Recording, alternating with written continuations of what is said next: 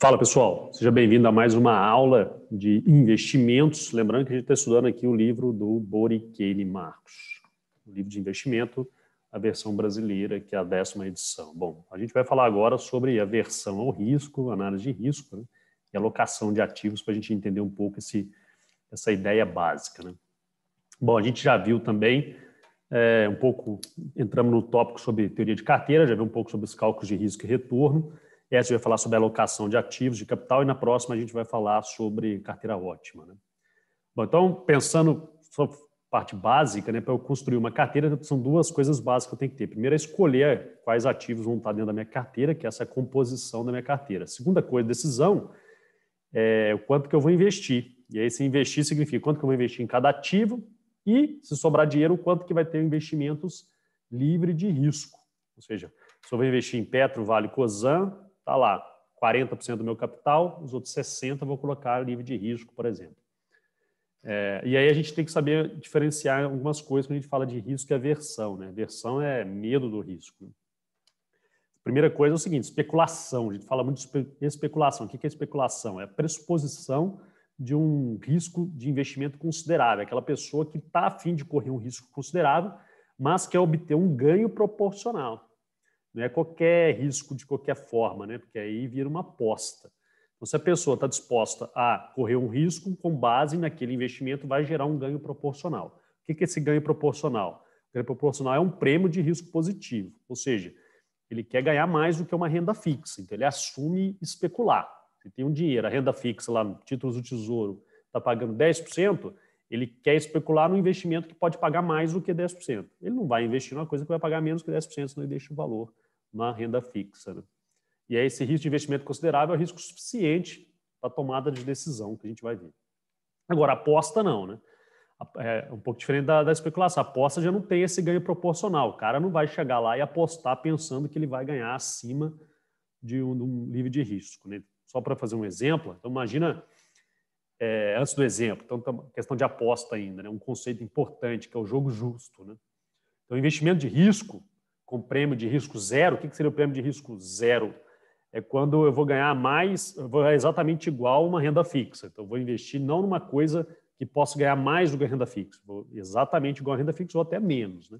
Então, a gente chama isso daí de jogo justo. Aquele jogo pelo qual o cara não está a fim de ter ganhos a mais, né? A gente chama de ganho proporcional. E aí, geralmente, as pessoas avessas ao risco não gostam dessas modalidades, não. Aí eles chamam de aposta, né? Já está correndo um risco demais. Né? Muita lei. Uma coisa correr um risco que você pode ganhar mais, beleza. Agora, uma coisa para ganhar menos não faz sentido. Então, um exemplo. Ó. Paulo aposta com a Maria que o dólar vai ficar acima de 5,60. Ó, Maria, é o seguinte, vamos apostar? Vamos. Eu acho que daqui um ano o dólar vai ficar acima de 5,60. Maria, eu acho que não, acho que ficar menos. Então, beleza. Se ficar mais... eu vou ganhar R$100, se ficar menos, eu pago R$100. Vamos apostar? Vamos. O que acontece? Qual que é o retorno que o Paulo ou a Maria vai ter? Bom, o dólar lá na frente ele pode ser superior, né, acima de 5,60, aí o Paulo vai ganhar R$100. Ou ele pode ser inferior, abaixo de 5,60, ele vai perder R$100. Logo, se a gente for ver, a chance dele ir para cima ou para baixo, esperamos uma probabilidade de 50% de chance para subir e 50% para cair. Qual que seria o retorno? Pô, 50% do 100 e 50% do menos 100. O retorno é zero. É uma aposta, você não tem retorno nenhum nisso daí. Né? Matematicamente não tem. Agora, quem faz as apostas tem um apetite de risco muito grande. Aí o que ele vai fazer? Ele tende a falar, não, mas eu acredito que vai subir por causa disso, aquilo. Então ele acha que a probabilidade de subir é tipo 70-30, na opinião dele, né? E a Maria vai falar o verso, não, eu acho que vai cair, porque por causa disso, ela aposta, vai cair 30-70. Ou seja, é uma forma, mas ambos são apostas. Você só está mexendo na probabilidade ali, mas o seu retorno é zero se a probabilidade for meio dos dois lados. Né? E aí, quando você pega o prêmio pelo risco, piorou. Né? Imagina uma Selic a 2,75 dá 2,75 negativo. Né? Ou seja, a regra é fixa no mercado financeiro. Ativos de risco tem que ter prêmio, tem que pagar acima de uma taxa de juros do governo, porque senão você não vai investir. Você bota lá no Tesouro Direto e larga o dinheiro lá. Não faz sentido você investir. Fora disso, é aposta. Então, a aversão ao risco é o quê? A aversão ao risco é o quanto eu estou disposto a assumir risco mas para especular, né? Pensando na possibilidade de que eu posso ganhar mais do que uma coisa, não para fazer aposta. E aí eu coloquei 3 carteiras como exemplo aqui. Uma de baixo risco, uma de médio risco, uma de alto risco. Olha só, uma rende 7, o risco dela é 5%, né? Lembrando que o risco aqui é o desvio padrão, que a gente viu no outro vídeo.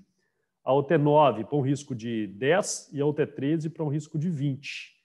Poxa, né? Aí aqui eu calculei, imagina uma taxa de juros livre de risco de 5%, então tá lá, o prêmio que ela vai pagar, se eu ganhar 7, 2 acima, 4 acima, 8 acima, né? Beleza, se o cara é avesso ao risco, o que ele vai pensar quando ele olha isso? Ele vai olhar para aqui, opa, 5% de risco, é o tanto que ele oscila para cima e para baixo. Lembrando que 2 de padrão para cima, dá 2 vezes 5 dá 10%, então ele vai 10% a mais, dá 17%, né? 10% a menos, dá menos 3%. Então tem 95% de chance de ficar entre o 17 e o menos 3 ali, né? Só para a gente lembrar de alguns conceitos. E aí ele vai olhar esse nível de risco aqui, pô, 20 já é muito, 2 desvio padrão para cima é 40, 40 para cima e 40 para baixo.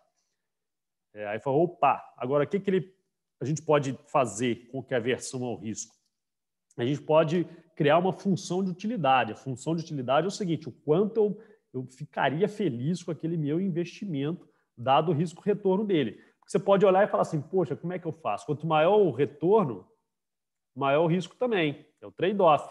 Agora, o quanto de retorno a mais que eu tenho que ter de risco a mais, né? O inverso. O quanto de risco a mais em relação ao retorno a mais. Se eu subir 1% de retorno, meu apetite para risco me permite subir quanto de risco? Essa é a pergunta. Dado o meu apetite para risco, ou seja, meu nível de aversão a risco. Eu poderia fazer um coeficiente de variabilidade aqui, ó, dividir esse por esse e ter um índice, só que é um índice seco, né? Ele só mede a relação risco-retorno, não está medindo a minha aversão ao risco. Aí o que os estudiosos de finanças fizeram? Eles criaram uma métrica, que chama função de utilidade, onde ele cria um A aqui, ó, que é justamente essa minha aversão a risco, ou seja, A representa um índice de aversão ao risco do investidor. Aí logo eu vou pegar o quê? Eu vou pegar o meu retorno menos, né, o meu risco, ó, meu risco dividido por 2 vezes o meu A. Se a minha aversão a risco é muito grande, o A é muito grande, logo ele vai pesar na matemática do risco que aí eu vou exigir um retorno muito maior. Pô, aí você pega um A grandão vezes um sigma quadrado dividido por 2, vai me exigir um retorno maior para essa utilidade ser alta. Moral da história, para a utilidade ser grande, eu tenho que ter um retorno alto, ou um risco baixo, ou um nível de aversão baixo. Se o nível de aversão for baixo, eu não peso tanto no meu risco. Se o meu nível de aversão for alta, qualquer aumentozinho que eu der no meu risco, eu já me dá pânico, né? Ou seja, essa é uma medida interessante. Como que eu descubro o meu A? O livro tem um questionário que você faz lá, são 7 perguntas, se eu não me engano, 9, acho que 9 perguntas, responde A, B e C, no final você faz uma matemática e descobre um número para o seu A, né? O seu nível de aversão ao risco. E aí, ou seja, esse U, quanto maior, melhor, ou seja, quanto maior o meu retorno eu tenho em relação ao meu risco com a minha aversão. Quanto acima da minha aversão está, o negócio está me proporcionando de retorno. A gente vai mostrar aqui. Então, olha só, classificação da utilidade das carteiras, o U, corresponde ao risco como uma taxa de retorno equivalente de certeza. Ou seja, aquela taxa acima, tem um retorno de 10%, dado o meu risco daquele investimento, deveria dar 2. Está dando a 10, então está 8 acima. Opa, então eu espero um 2 ali para investir aquilo, ele está em 10. Ele está 8 acima, então minha utilidade é alta, né? Essa utilidade de 8 a gente chama de taxa de retorno equivalente de certeza. Que é o que? A taxa de investimento livre de risco precisa oferecer para fornecer a mesma classificação de utilidade. Ou seja, a gente compara esse U com o livre de risco. Imagina se ele falei 8, né? Se o investimento que dá um U de 8, a minha utilidade é 8. Para eu conseguir sair fora para ir para um livre de risco, eu já estou tão confiante nela, porque é alto, o livre de risco tem que ser 8 para eu conseguir migrar para o livre de risco. Se o livre de risco fosse superior a 8, aí eu falo, poxa, então a minha utilidade do livre de risco é melhor, eu prefiro o livre de risco do que esse. Então é uma medida para a gente tomar a decisão qual investimento a gente vai fazer. Então aqui é um exemplo, ó. Então tem lá o retorno de 7, 9, 13, aquele exemplo anterior, né? Vamos voltar lá para a gente ver, ó, 7, 9, 13 para 5, 10 e 20 de risco, né? E aí eu coloquei, ó, pouca avesso ao risco, muita avesso ao risco. Ó. Um A de 2, um A de 3,5, um A de 5. Quando eu calculo, com pouca aversão a risco, o cara já topa esse 13% aqui.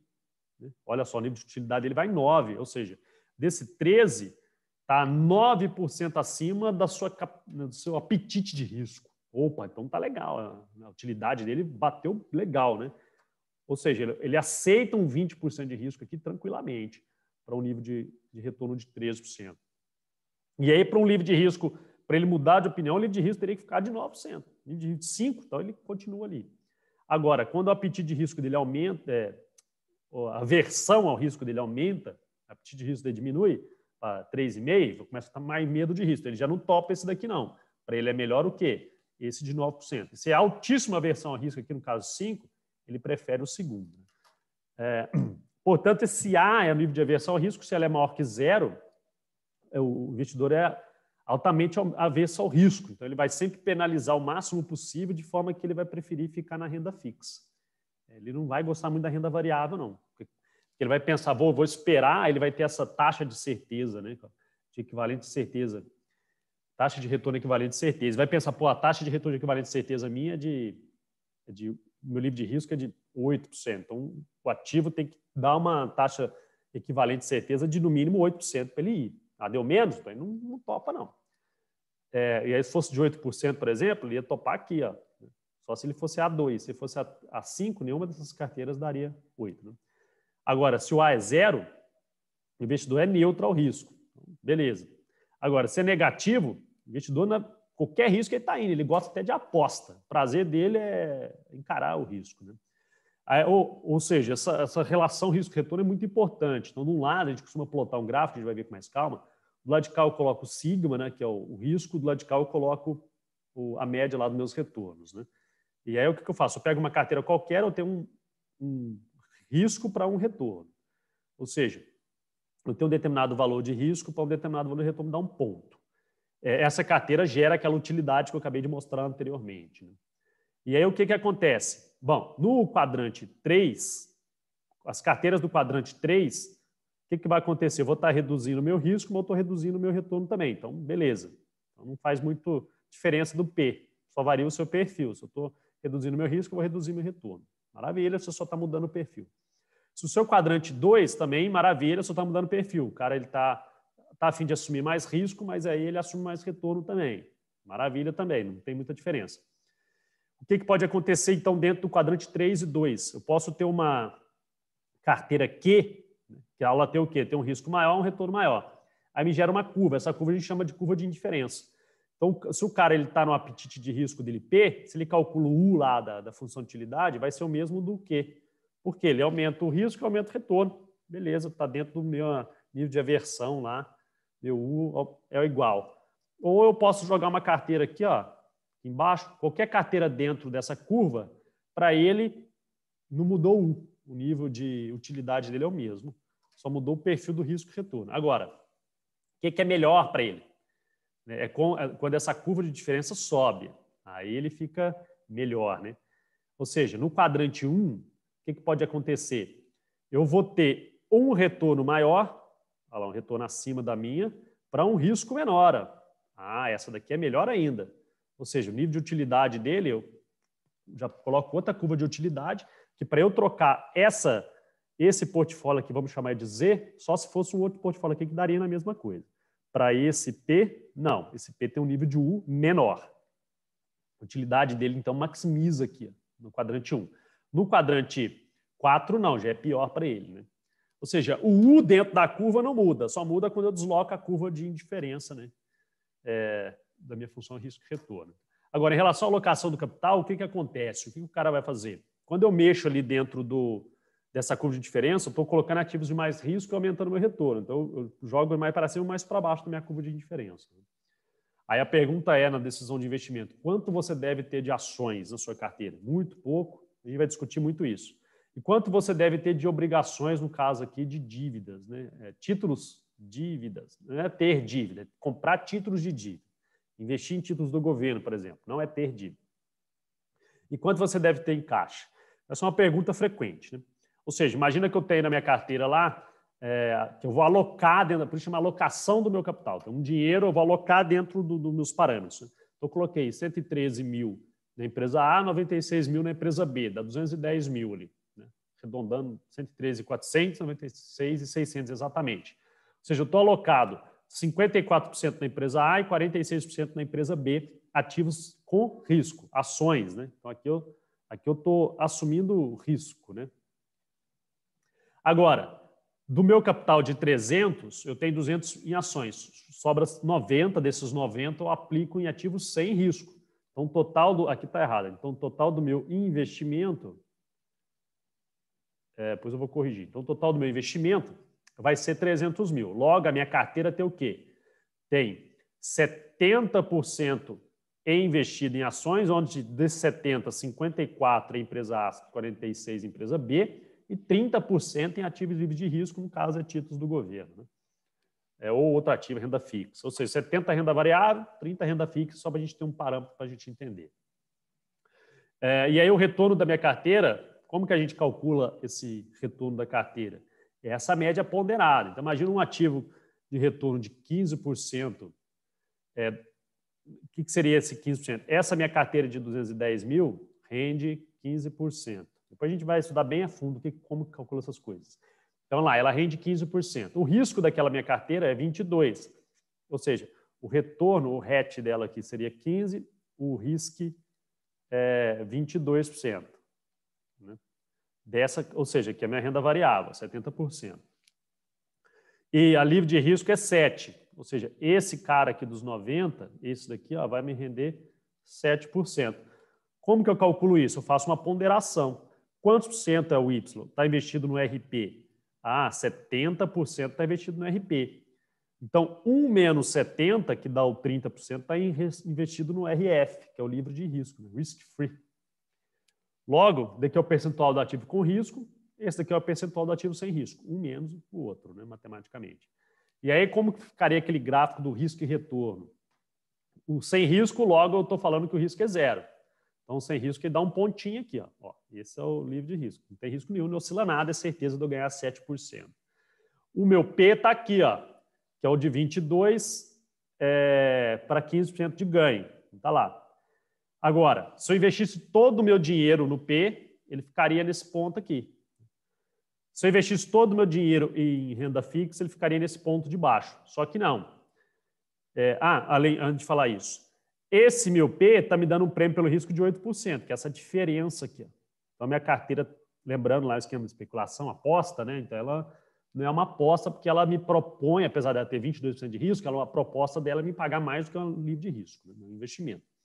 Logo, ele está me pagando um prêmio de 8%, que é essa diferença matemática. Se eu coloco todo o meu dinheiro ali, beleza, no ativo com risco, um portfólio com risco, ele me dá nesse ponto aqui. Se eu coloco 100% do meu livre de risco, ele fica aqui. Se eu coloco metade, me dá um ponto aqui. Lembra que lá era 70-30, então ele ficaria o quê? Ele ficaria aqui o 70-30, né? Está mais próximo do P do que desse daqui. Um 30-70 ficaria inverso, ficaria aqui, mais próximo do... Aqui 100%, 30-70, 50-50, 70-30, 100, né? Ou seja, matematicamente, se você olhar, a função ela é uma reta, né? Então, vai me dar uma reta matematicamente. E aí, para eu calcular a equação da reta, o que eu faço para descobrir, então, qual que seria o meu risco e o meu retorno? Aqui é o X, né? O cara de Y. Aqui é o X, aqui é o meu Y, né? Então, me dá uma equação da reta. Então, lembrando lá da equação da reta, a tangente, aqui é um ângulo, né? Então, a tangente desse ângulo me dá um determinado valor, que é o que a gente chama de coeficiente angular. Esse cara aqui é o intercepto, a gente chama de coeficiente linear, né? E a tangente do ângulo, não sei se vocês lembram lá da trigonometria, é o cateto oposto dividido pelo cateto adjacente, que é um triângulo 90 graus. Então, é o cateto oposto dividido pelo cateto adjacente. Ou seja, é 8%, 8 dividido pelo, aqui é 0, né? Pelo 22, né?